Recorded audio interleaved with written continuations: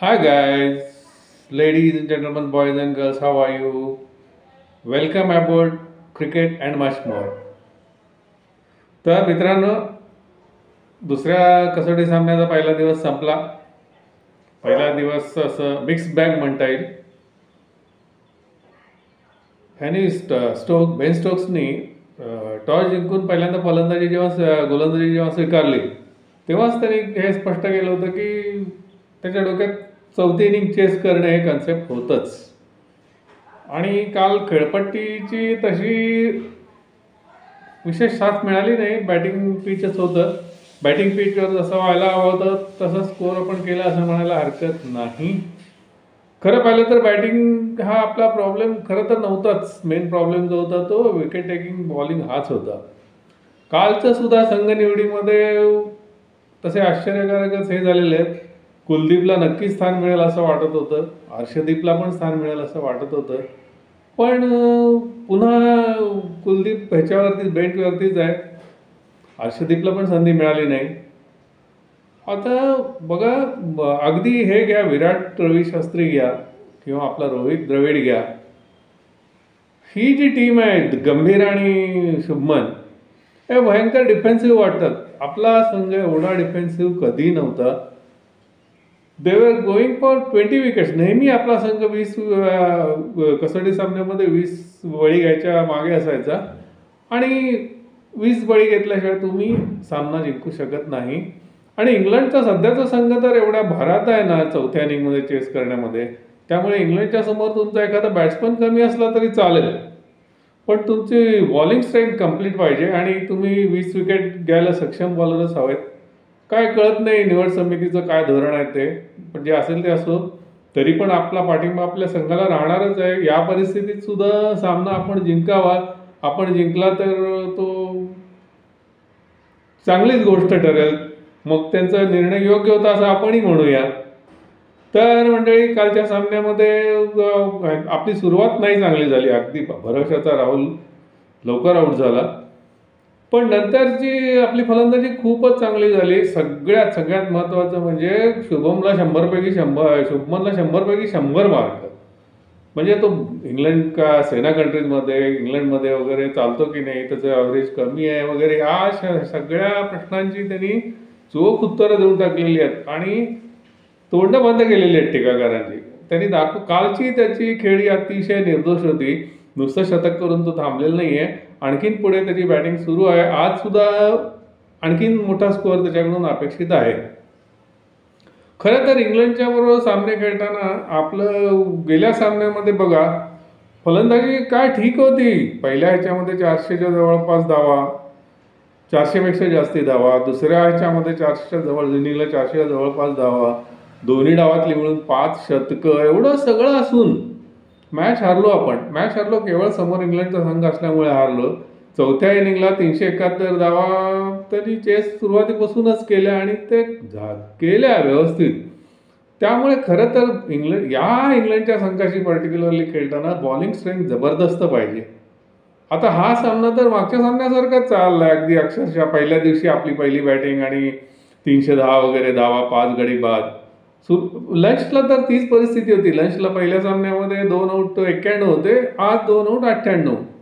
पण आज पार्टनरशिप चांगल्या झाल्या. राहुल जरी लवकर आऊट झाला, करुण नायर आज चांगला खेळत होता वन डाऊनला, पण एक बेन स्टोक्सचा एक चेंडू इतका अचानक आणि खूप वर उसळला आणि तो म्हणजे अनप्लेबल डिलिव्हरी होता. 30-40 धावा काढून वगैरे तो बाद झाला. त्याची पार्टनरशिप छान झाली होती याच्याबरोबर, शुभमन बरोबर. त्यानंतर पहिली विकेट लवकर गेली. त्यानंतर ह्या दोघांची पार्टनरशिप पण खूप छान झाली होती. यशस्वी आणि करुण नायर गेल्यानंतर हा आला शुभमन आल्यापासून सुंदर खेळत होता. कालची फ्लॉलेस इनिंग होती. खूपच छान खेळत होता, काय वादच नाही त्याच्यामध्ये, आणि खेळतोय. काल यशस्वी मात्र दुर्दैवी म्हणायला पाहिजे. पुन्हा एक शॉर्ट पिचच्या ट्रॅपमध्ये सापडला तो आणि एक थोडासा फटका मारण्याचा चुकला त्याचा आणि मागे झेलबाद झाला. 13 धावा कमी पडल्या त्याच्या. ठीक आहे, चांगला खेळलाच तो. आता असं आहे ना, आज तर परिस्थिती चांगली आहे आपली. अहो गेल्या सामन्यामध्ये असंच होतं. पहिले 4 दिवस परिस्थिती आपली चांगलीच होती. 5व्या दिवशी त्यांनी 371 धावांचं आव्हान चेस केलं. त्या इंग्लंडच्या डोक्यात याच ह्यानी मॅच पुढे घेऊन जायची आहे. पण आपल्याला आता 5 आउट आहेत आणि 300 वगैरे धावा आहेत, त्यामुळे 500 रन वगैरेची अपेक्षा ठेवणं चुकीची आहे. पण किमान 400च्या पुढचा तरी स्कोअर हवा पहिल्या डावामध्ये. आणि सगळ्यात महत्त्वाचं म्हणजे बुमराह नाही आहे. एक तर आपला जो स्ट्राईक बॉलर आहे तो नाही आहे.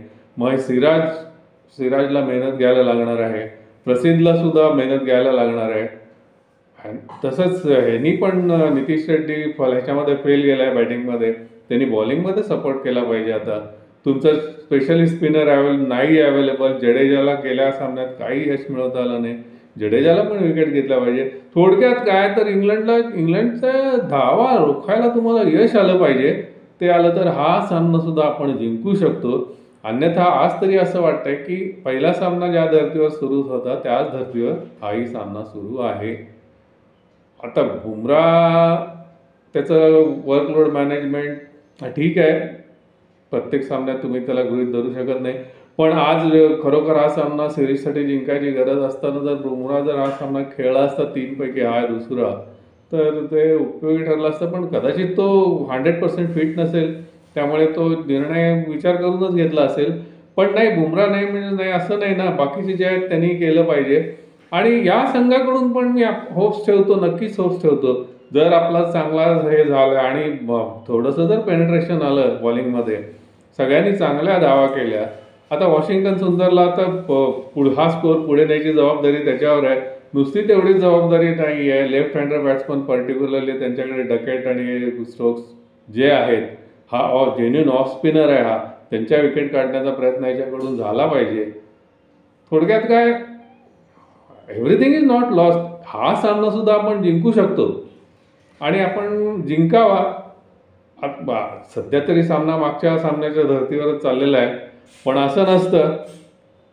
बघूया काय होईल ते. फक्त एकच आहे की आपल्याला बॉलिंग आणि फिल्डिंग, सगळ्यात महत्त्वाचं फिल्डिंग. मागच्या सामन्यात जर 4 झेल सुटले नसते तर तोही सामना आपण जिंकला असतं. आता ते कसं आहे ना, इंग्लिश वेदरमध्ये तेव्हा खूप थंड हवामानामध्ये असं ते ह्याचं जे स्ट्रॅपिंग असतं, कदाचित त्यामुळे झेल उडाले काय. हे बघा, कुठल्याही फिल्डरला आपल्या हातून झेल सुटावा असं कधीही वाटत नसतं. त्यामुळे त्यांना ब्लेम करण्यातही अर्थ नाही. तरी पण त्यांनी याच्यातून मार्ग काढला पाहिजे. हा मॅच जिंकायची एक सुवर्ण संधी आता केव्हा आहे माहिती आहे का. एक तर आपली बॉलिंग अतिशय चांगली झाली पाहिजे आणि त्याला फिल्डिंगची साथ मिळाली पाहिजे. बॅटिंग खरं तर असं वाटत होतं ना की विराट आणि रोहित गेल्यानंतर बॅटिंगमध्ये मोठा डेंट येणार, कारण एक्सपिरियन्सचं कमी आहे. पण बघा, ही तिसरी इनिंग आहे. तिन्ही इनिंग बॅटिंग व्यवस्थित झालेली. आपली बॅटिंगमध्ये हे करायला जागा नाही आहे. म्हणजे असं कोणावरती खापर फोडता येत नाही. फक्त लो ऑर्डरचे स्कोअर होत नाही आहे. आता वॉशिंग्टन सुंदरच्या वरती ती जबाबदारी आहे खालच्या फलंदाजांना घेऊन आणखी धावा वाढवायची. तो ती पार पाडेल असं वाटतंय. गोलंदाज आपली कामगिरी चोख पार पाडतील अशी आशा आहे. शेवटी बघा, तुम्हाला काय मला काय, आपल्या सगळ्यांना आपला संघ जिंकावा असंच वाटतं ना. मग आपल्या संघाचे कोणी काय आरकरा खेळाडू असेनात. आता हे पहा, आपण बाहेर बसून टीका करणं योग्य आहे. पण काय परिस्थिती आहे ती आपल्यापेक्षा नक्की त्यांना थिंक टँक जो आहे त्यांनाच माहिती आहे. गंभीरला माहिती आहे, आगरकरला माहिती आहे, शुभमनला माहिती आहे. मग आता डिझर्विंग असून सुद्धा कुलदीप प्लस नाही मिळत संधी, नाही मिळत तर नाही मिळत. जेव्हा मिळेल तेव्हा तो त्याचं सोनं करणारच आहे. पण आता त्याला संधी मिळाली नाही आहे तर जडेजा आणि हा वॉशिंग्टन सुंदर या दोघांनी दाखवलं पाहिजे की वो आम्ही कुछ कम नाही, आम्ही सुद्धा विकेट घेऊ शकतो. तर मित्रांनो, सामना रंगतदार आहे. हा सामना आपण जिंकावा अशी तुमची, माझी, आपली सगळ्यांचीच इच्छा आहे. बॉलिंग आणि फिल्डिंगची साथ मिळाली तर बॅटिंग ओके आहे. बॅटिंग आपली चांगली होणारच आहे. हा सामना आपण जिंकू ही आशा वाटते. या आशावादी नोटवर आपण थांबूया. भेटूया पुन्हा. बाय.